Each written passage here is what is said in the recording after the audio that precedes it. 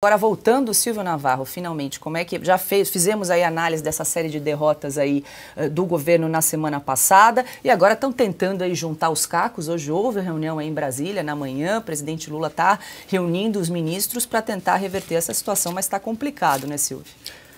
Eles podem fazer várias reuniões, todos os dias, mais de uma, inclusive, em todos os períodos, de manhã, à tarde, à noite, não tem solução. Porque o problema do governo Lula no Congresso Nacional é aritmético, é matemática, é um governo que não tem votos.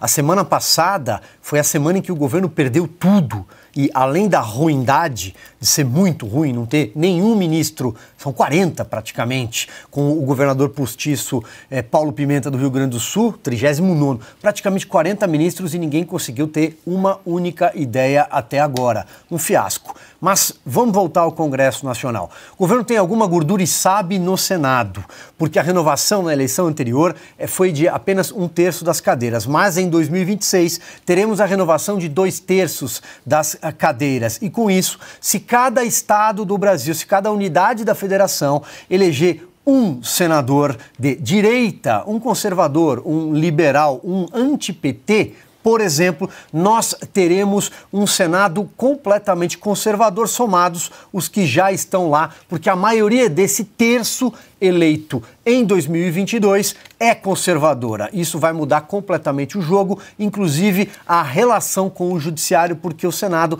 é a casa reguladora, em última instância, está lá na Constituição, das ações e eventuais abusos do poder judiciário. Estou falando, ao fim e ao cabo, de um impeachment de ministro do Supremo. E o problema, então, está na Câmara, não tem solução.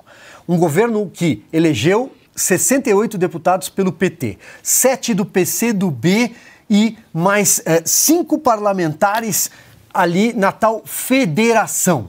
Juntamos a eles o PSOL, o PSB, o PDT, tem mais 28 cadeiras aqui, tem mais 18 cadeiras do PDT ali, mas é um partido considerado instável por causa da briga dos irmãos Gomes lá no Ceará. É um governo que tem uma conta de 130 a 140 parlamentares, com algum esforço das siglas nanicas. 140 deputados na Câmara é a base mais magra desde a redemocratização do Brasil.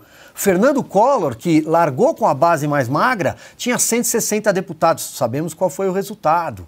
O Lula, quando chegou a Brasília, naquela onda, e foi empossado em 2003, ele tinha mais de 200 parlamentares, número que dobrou por causa do mensalão. Tanto que ele conseguiu aprovar a reforma da Previdência, conseguiu aprovar a lei de falências, segundo o então relator da Ação Penal 470 do mensalão, com base em compra de votos. Mas sim, tinha lá praticamente 350 a 400 deputados. Dilma Rousseff teve a maior base da história, 350 deputados, porque levou o PMDB de Eduardo Cunha, o dono da Câmara, a reboque. O Michel Temer herdou tudo isso. Jair Bolsonaro, 250 deputados, base que cresceu também quando ele fez determinadas composições na esplanada com concessão de ministérios. Então, é um governo que não tem número, não tem voto. E essa negociação com o Congresso mudou com o tempo. Hoje você não precisa mais do mensalão porque você tem as emendas, você tem o tal orçamento secreto, que depois que o Lula assumiu o poder não se chama mais secreto pela imprensa tradicional. Mas era o orçamento secreto. O que isso significa? Que o poder de barganha está nas mãos dos deputados.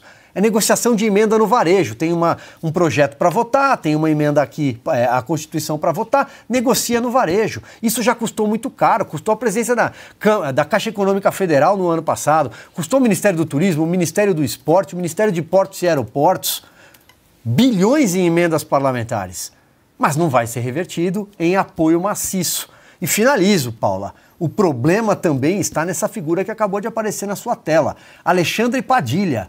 Jamais o articulador político de um governo, ou seja, o ministro responsável pelo diálogo lá na ponta com os parlamentares, é chamado de incompetente pelo presidente da Câmara. É chamado de desafeto pelo Arthur Lira. E é impossível. O Arthur Lira já pediu a demissão do Alexandre Padilha para o próprio Lula e sugeriu um nome, José Guimarães, que tem um trânsito muito melhor dentro da Câmara. E o Lula disse o quê? Não vou demitir o Padilha, porque o Padilha é amigo pessoal da Janja. Pois bem, essa articuladora política do governo Janja da Silva está custando caro para o presidente.